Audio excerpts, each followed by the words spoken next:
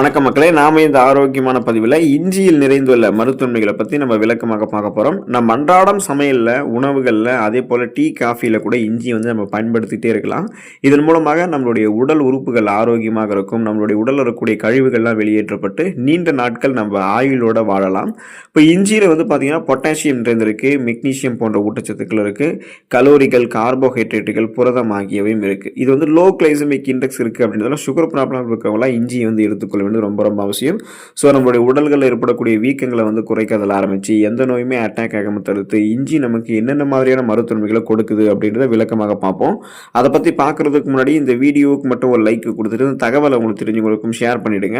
ஏன்னா இது அவங்களுக்கும் பயனுள்ளதாக இருக்கக்கூடிய ஒரு ஆரோக்கியமான பதிவு தான். இது போன்ற அப்டேட்ஸ்களை நீங்கள் தொடர்ந்து பார்க்கறதுக்கு நம்மளுடைய ஹெல்த் நியூஸ் தமிழ் சேனலை மறக்காமல் சப்ஸ்கிரைப் பண்ணி வச்சுக்கோங்க. பக்கத்தில் இருக்கக்கூடிய பெல் பட்டனையும் கிளிக் பண்ணி ஆல் அப்படின்ற ஆப்ஷனையும் செட் பண்ணி வச்சுக்கிட்டீங்க அப்படின்னா நாங்கள் போடக்கூடிய எல்லா அப்டேட்ஸும் உங்களுக்கு நோட்டிஃபிகேஷன் அடிக்கடி சேரும். சரிவாங்க மக்களே, இப்போ வீடியோக்குள்ள போயிடலாம். செரிமான சக்தியை அதிகரிக்கக்கூடியது இஞ்சி. செரிமான தன்மையை பொறுத்த வரைக்கும் இஞ்சி ஒரு முக்கிய பங்கு வகிக்குது. ஆரோக்கியத்தை பாதிக்கக்கூடிய பிரச்சனைகளான வயிற்றில் அசௌகரியம் ஏற்படுவது, அதாவது நெஞ்சு கரிப்பு, இஞ்சியினால சரி செய்யப்படுது. நம்முடைய செரிமான மண்டலம் மெதுவாக செயல்படும் போது இந்த நெஞ்சு கரிப்பு நமக்கு ஏற்படும். அதுக்கு ஒரு சிறந்த தீர்வாக இஞ்சி கருதப்படுது. வாயு நம்மளுடைய வயிற்றில் நிரம்பி இருக்கக்கூடிய சமயத்திலலாம் நல்லா நமக்கு பசி இல்லாமல் குமட்டுவது போன்ற அந்த ஃபீல் இருக்கும். சில டைம் வாந்தி கூட வந்துடும். ஸோ அந்த நேரத்தில் பார்த்தீங்கன்னா இஞ்சி நீங்கள் சாப்பிடும்போது பசி உணர்வு வந்துடும். அந்த வாயு பிரச்சனையெல்லாம், அந்த கேஸ் டபுள் உங்களுக்கு விலகிடும். எனவே இஞ்சி சாப்பிடும்போது செரிமான மண்டலம் உங்களுக்கு துரிதமாக ஃபாஸ்ட்டாக செயல்படும். இதன் விளைவாக நெஞ்செரிச்சல், அஜீரணம் சார்ந்த பிரச்சனை எல்லாம் உங்களுக்கு எதுவும் இருக்காது. ஸோ நம்ம சாப்பிட்ட உணவுகள் அஜீரணம் ஆகாமல் இருக்கணும் அப்படின்னா இஞ்சி எடுத்துக்கணும். ஒருவேளை அஜீரணம் ஆச்சுன்னா உங்களுக்கு அந்த மயக்கம், தலைவலி, குமட்டல் இது மாதிரிலாம் உங்களுக்கு இருக்கும்.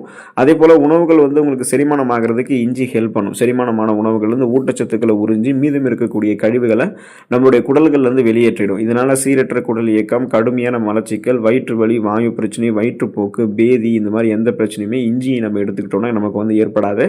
அதே போல் நம்ம ஒட்டுமொத்த செரிமான மண்டலத்தையுமே டைஜஷன் ப்ராசஸையே நம்ம ஆரோக்கியமாக வைத்துக் கொள்வதற்கெல்லாம் இஞ்சி ஹெல்ப் பண்ணும்.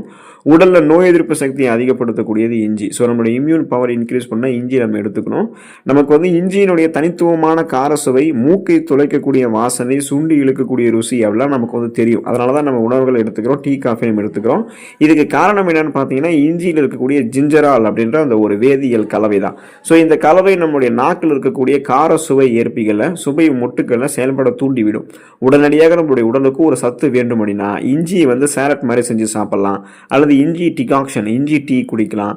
இஞ்சியில் இருக்கக்கூடிய ஆன்டி பாக்டீரியல் மற்றும் ஆன்டி இன்ஃப்ளமேட்டரிக் தன்மைகள், அதாவது நோய் எதிர்களை எதிர்த்து போராடக்கூடிய தன்மை, நாள்பட்ட நோய்களை எதிர்த்து போராடக்கூடிய ஆன்டி இன்ஃப்ளமேட்டரிக் ப்ராப்பர்ட்டிஸ், அந்த அலர்ஜிக்கு எதிரான பண்புகள்லாம் நமக்கு கிடைக்கும் பொழுது நம்முடைய உடலை சில வியாதிகள் அண்டாமல் பாதுகாக்கிறதுக்கு இஞ்சி ஹெல்ப் பண்ணும். இது நம்மளுடைய உடலில் நோய் எதிர்ப்பு சக்தி திறனை அதிகப்படுத்திடும். ஸோ அந்த இம்யூன் பவரை இன்க்ரீஸ் பண்ணிடுறதால நம்ம என்ன பண்ணிடலாம் அப்படின்னா நமக்கு இருக்கக்கூடிய சாதாரணமான நோய்களான சளி, காய்ச்சல், இருமல், தலைவலி இந்த மாதிரி நோய்களையும் குணப்படுத்தலாம். சீசனெல்லாம் புதுசாக அட்டாக் ஆகக்கூடிய பாக்டீரியா, வைரஸ் போன்ற பருவகால தொற்று வியாதிகளுமே வராமல் தடுக்கக்கூடிய ஆற்றல் நமக்கு கிடைக்கும். இதுக்கு நம்ம இஞ்சியை உணவுகளை சேர்த்துக்கலாம், சேலட் மாதிரி சாப்பிடலாம். இஞ்சி டீ காஃபியில் எடுத்துக்கொள்ளலாம்.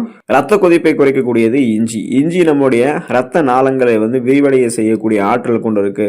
இதனால நரம்புகள்லையும் ரத்த நாளங்களையும் இறுக்கங்கள் எதுவும் இருக்காது. நரம்புகள்லையும் ரத்த நாளங்களையும் இருக்கக்கூடிய இறுக்கங்களை தளர்த்தப்பட்டு அதில் ரத்த ஓட்டம் சீரான அளவில் பாய ஆரம்பிக்கும்.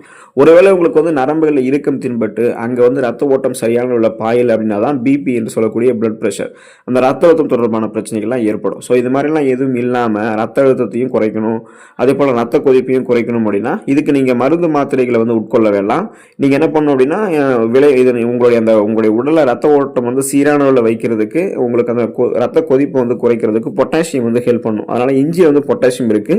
இது உங்களுடைய உடல் ரத்த கொதிப்பு குறைக்கும். நரம்புல இருக்கக்கூடிய இறுக்கங்களை தளர்த்தி உடல் உறுப்புகளுக்கு ரத்த ஓட்டத்தை பாய்ச்சி ரத்த கொதிப்பு உங்களுக்கு சரி பண்ணிடும். ஸ்ட்ரெஸ், டென்ஷன் அந்த பிரச்சனையிலிருந்து உங்களை விடுபட வைக்கும்.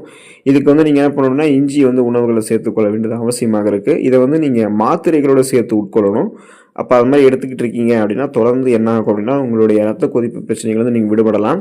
எளிமையான முறையில் குமட்டல் பிரச்சனையை தீர்ப்பதற்கெல்லாம் தொடர்ந்து நம்ம இஞ்சி எடுத்துக்கொள்ள வேண்டியது அவசியம்.